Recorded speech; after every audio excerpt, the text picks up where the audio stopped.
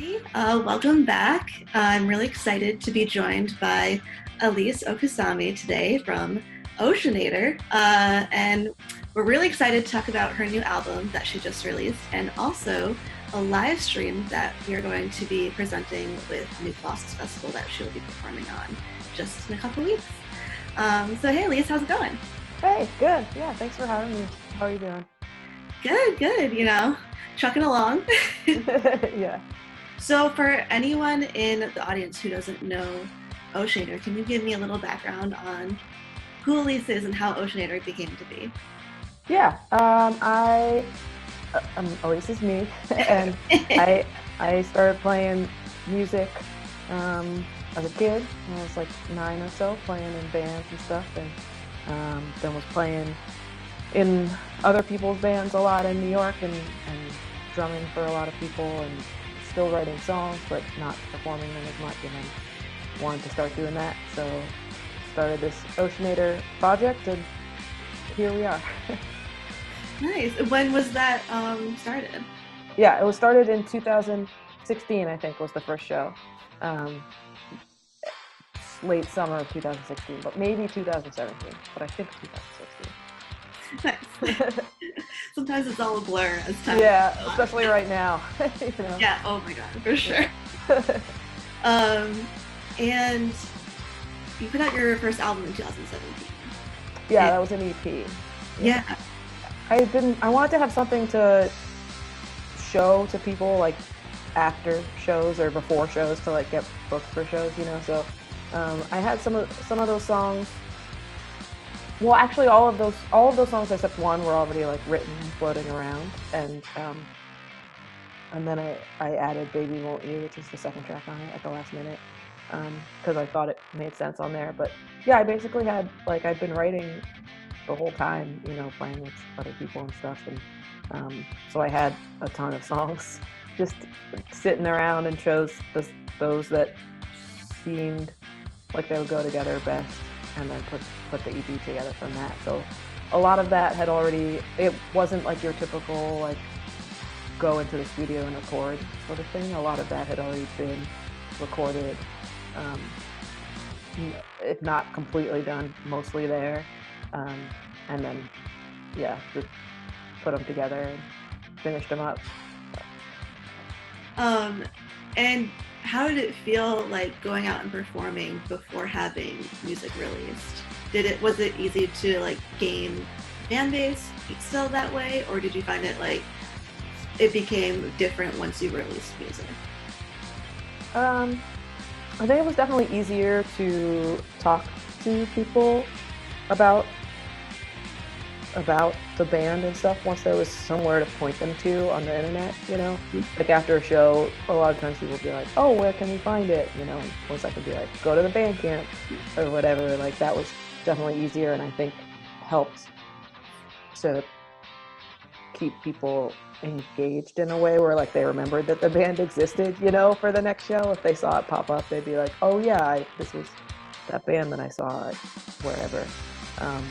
So I think it was definitely helpful in that way. But I didn't play, I was doing like solo and full band shows, and I didn't play that many before. Like it definitely picked up even just the amount of shows that I got offered, you know, once I put out that first EP. Yeah, for sure. Awesome. And now it's been like about 3 years between that EP and then your most recent album that you just released in the end of August. Were you mostly focusing on just trying to like keep putting yourself in front of people and things like that, and like how was that process in between those albums? Well, I put out the other EP in 2018. Oh, that's right. Yeah. Yeah, toured that one a little bit, and then between that and this record, the gap is this long because there was just like a bunch of hurdles that kept coming up, just different little things. So like this was finished recording, the new record was finished recording in the late summer of 2018. So it's been done for a while, and then just stuff in my life and also different people's life, and then also some record label stuff made it get delayed until now, or a couple last month or whatever. And but yeah, in the meantime, was just trying to play as many shows as possible and tour and just like do all that fun stuff, you know, while still trying to figure out like how and when to get this record out. And Yeah, that sounds like it's a lot to have to deal with at the same time. I feel like that's like what every band deals with too. They're just like, I have all of this stuff to put out into the world, and like, how do I do that? When do I have to do that? It's like relying on this other person. So it's I can't even imagine. Yeah, the part like the waiting part is the hardest, I think, too, where it's like you don't have anything left that you need to do for it at the moment, or like you can't do. I think this is the same with a lot of jobs, but like you can't do your next thing until you hear from someone else. So you're just like, I'm just gonna sit here. Hopefully it comes in soon, or like what if that's the masters or like whatever, you know. So yeah, I don't know. I'm excited. How did it feel when you finally were able to release this into the world? It was so great. Leading up to it, like until the day it came out, it's still like, even with the singles and stuff, even until the day it came out, it was very much like, is this coming out? Is it real this time? And then yeah, it's out now, and it's been awesome. People have been sending me really nice messages about how much they like it and stuff, which is really cool. So yeah, it's pretty wild. It's great. Yeah. And you put out 3 of those songs throughout the summer. A Crack in the World, I would Find You, and Heartbeat. It was like 1 month, like June, July, August. Yeah. How was it releasing, first of all, like releasing those first few songs in general, and then releasing it during such a weird, tumultuous time in our world? Yeah. It was weird, you know, because like those songs obviously weren't written with this current situation in mind. So it was weird. It was, and I had chosen them as the singles, like when the album was finished, basically. Like, so that they've been the plan to be the ones that got released in the order that they came out and everything for like over a year. And I like had a moment where I was like, should I put out different singles? Because it seems like these are so specific to right now. But then I was like, no, because these are the ones that I wanted to introduce that album to people with. So yeah, it was weird. I was playing them on like live streams before it came out. It was weird to be like, oh, this is literally about right now, and I didn't, and I, you know, obviously didn't do that on purpose at all. So speaking on like, you know, the way things are currently right now, has any of the events in this past year, 2020, kind of taken a toll on your creativity in like in a hard way, or has it made you like more motivated to do things within music? It's given me more time to do stuff within music, just general stuff, because like my other job was in restaurants, and that's not a job anymore right now either for me. So I've had more time to like work on putting the record out and to do all the admin sort of things I need to do, and to start like the label that that the record came out on, and that I'm releasing like a bunch of other folks' stuff on. So I've had more time that way to do stuff, but creatively it's been hard because I feel like I've been writing a lot of like scraps of music stuff, like sections, what could become sections of songs, but I haven't been able to finish anything completely yet, and I'm having a super hard time writing lyrics. It just feels like a big fuzzy blur. And but I think that's getting, I saw this Spencer Krug from Wolf Parade wrote this thing on his Patreon about how he was having a hard time writing, because it feels like when you can't like address everything then like you don't feel like addressing anything or something. I'm completely butchering what he said, but I read that and I was like, oh, that's like the sentence I needed to read, you know, because like I think that's part of what's going on. It's just like I'm just having a hard time mentally focusing on something that I want to write about. Because there's just so much going on that you want to put down. It's like, how do I organize my thoughts in a way that right. Exactly. Yeah, it's like everything is coming all at once, and I can't put this all down in one big blob.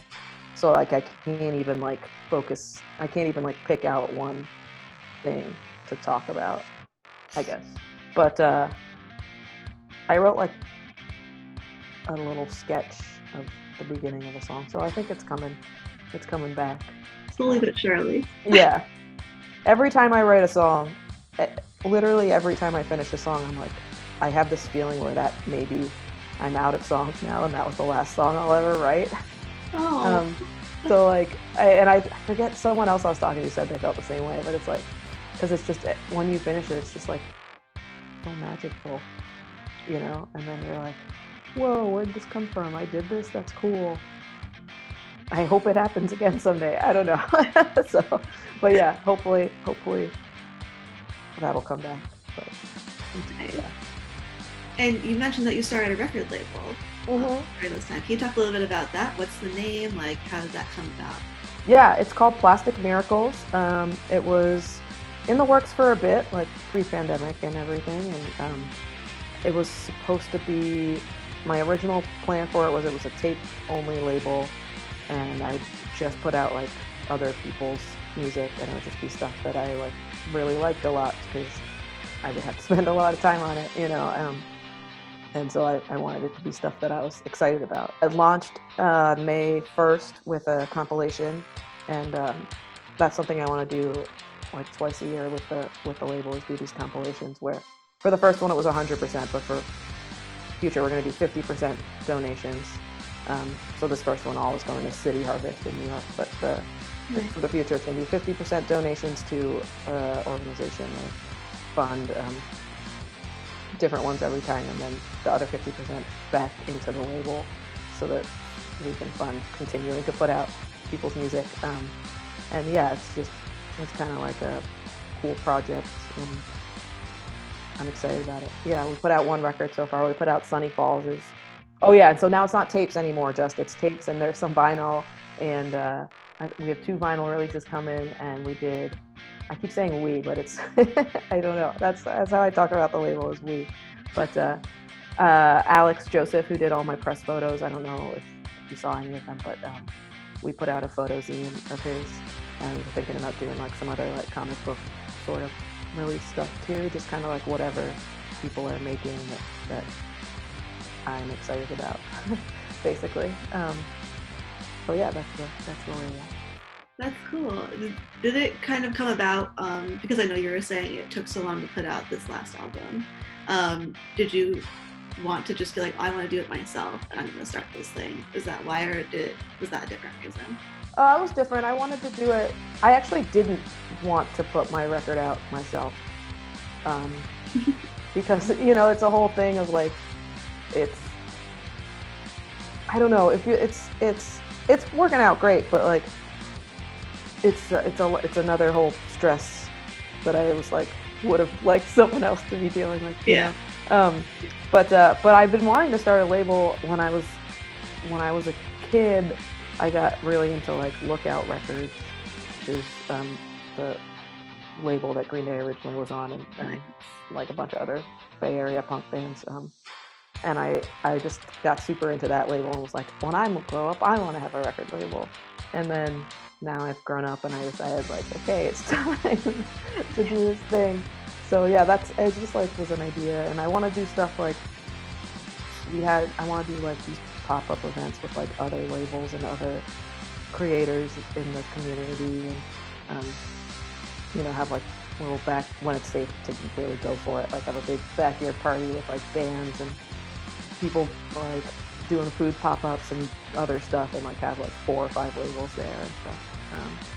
So yeah, I just want it to be like a fun community thing that brings a bunch of people together and puts out art that is good.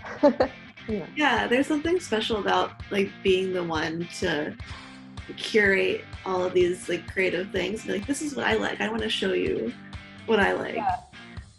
Yeah, I get really excited about stuff. When I like something, I get super excited about it, and I want to like tell everyone about it. So I figured I just take that, and instead of just like annoying my friends all the time, being like, "Did you listen to this? Have you heard this before?" Like, just like do it on a big scale that people can engage with if they want to, if it's stuff they also like, and if not, then that's okay, because we all like different stuff. So. Yeah. I definitely do the same thing. It's my biggest like pleasure in like sharing like what I like. I'm like, oh, this band is so good. You gotta listen to it. Do you like it? And so I understood where you're coming from. You're like, I want to share like what I like to other people. Yeah, totally. Yeah. So, what are some of your like musical influences? Like, kind of jumping back into that a little bit, because when I listen to your stuff, it's like definitely very punky. You know, you said you listen to Green Day and like that kind of thing, and yeah. Is that like the general vibe that you would usually like kind of go for? Yeah, I grew up. I started with a bunch of Green Day and went down like as a kid and went down like an Epitaph Records rabbit hole, and listened to all those bands and listened to like a ton of like Anti-Flag and AFI and all those guys for a long time, but also like and just 90s radio, 90s rock in general, like Wallflowers and all those, like Wallflowers, Counting Crows was one of the first shows I ever went to, like that I picked. Not not one with the family. And although I saw some pretty great stuff with the family too, we saw like Pete Seeger and Arlo Guthrie and stuff, which was rad. Oh, nice. But yeah, I guess a lot of that, and then got into since then it's been like Elliott Smith is huge, huge influence for me, and some more like contemporary stuff, like Calyx from Pittsburgh, and Courtney Burnett obviously is. Mm-hmm. I mean, I guess I'm wearing the hat, the Milk Records hat, but yeah, it's just incredible.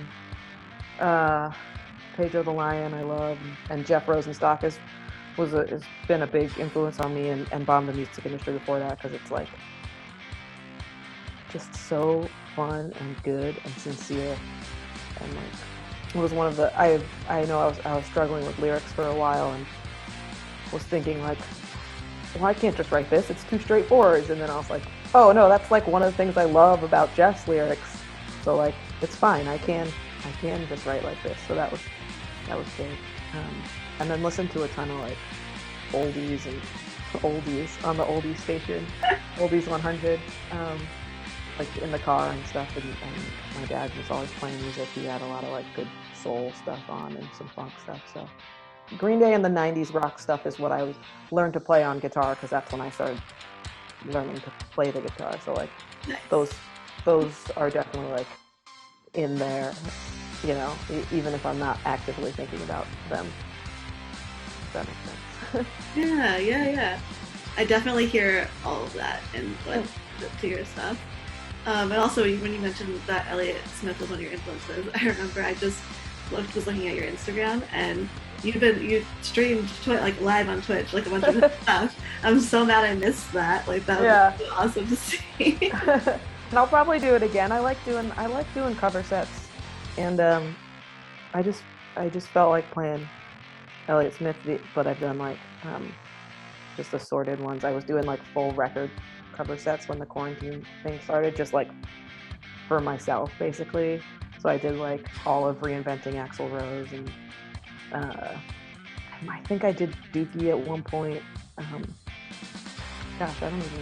did a bunch of Distiller stuff, but yeah, I like doing. I think cover sets are fun, and I also just kind of love to play covers. I just, just like playing a song you really like is just very enjoyable. So, yeah, I don't know. Yeah, it's like feeling what the other like band or person felt when they wrote it, played it. Yeah, I feel totally. it too, and I love to like have that feeling when I play it. And, yeah. Totally, yeah. And then also there's this other thing with like Elliott Smith songs where it's like a lot of the things that he does on the guitar are just very satisfying to do, if that makes sense. Where it's like there's this one part in this in Wouldn't Mama Be Proud where like when it resolves and like you get up to the thing and you're like and every time I hit that, I played that riff one day for literally 7 straight hours because I was like watching TV and just playing that, and it's just like didn't get old. It's just like every time I hit that thing, I was like, so yeah, I don't know. It's a comfort thing. Yeah, and like it's just fun. I just love to play. So yeah.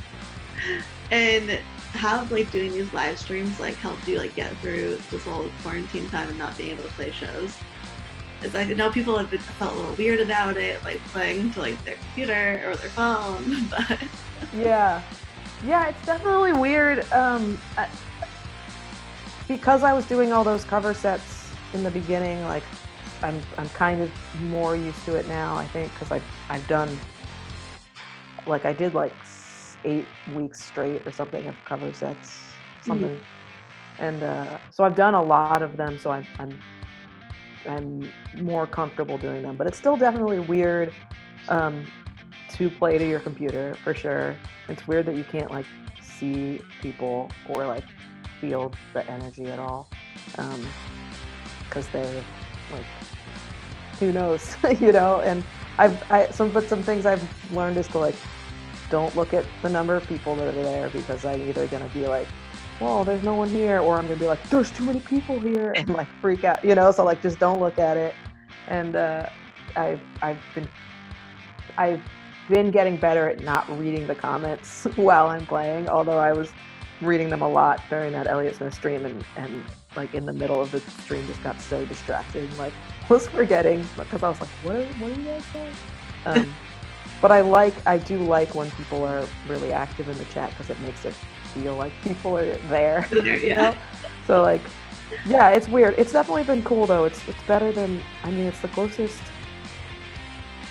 I can get right now to playing a show, you know? So like, it's something, and that's cool, and I get to play for people, and that's awesome. And having something to like schedule the week around also is nice. You know, it's like, okay, well, I have this show on Friday or whatever, so I need to like do this and have this setup to do and decide on a set list, and just like, you know, it's much less of a whole thing than a real show or an in-person show, but it's still something. well, speaking of live streams, Pancakes and Whiskey is working with New Colossus Festival to put together a live stream that Oceanator will be playing October 16th. We're really excited about that. And we can't wait for all you guys to join us that day. Do you have anything special planned? I have several ideas, and I haven't settled on one yet because I'm waiting to see what everything looks like in a couple weeks, you know, in terms of like safety stuff. Not 100% sure yet because, I mean, yeah, probably by the time this y'all are watching this, I'll know. But yeah, I'm gonna do something special, but I don't know what form that's gonna take. So, but yeah. Yeah, it's really cool to see all the different like creative ways people are starting to do live streams now. Yeah.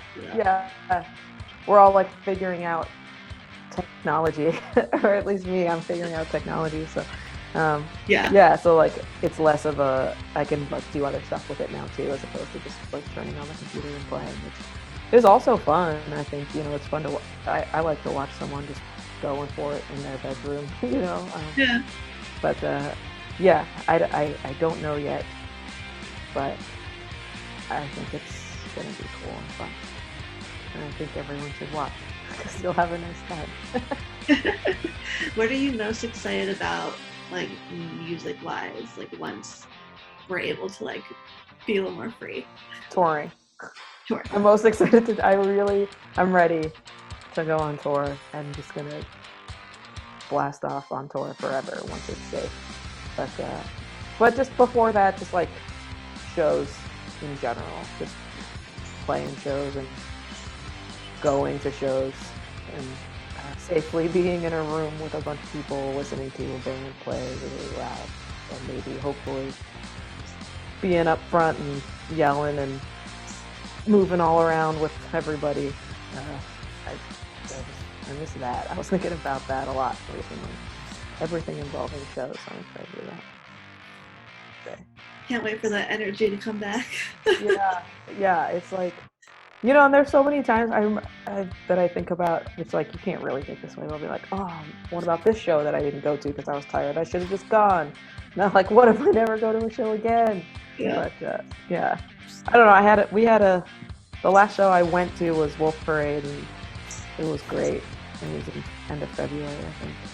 And then we played a show on Leap Day, which was really fun. It was this house show that was really fun. So, just remembering how nice those were and hoping for the best. Yeah.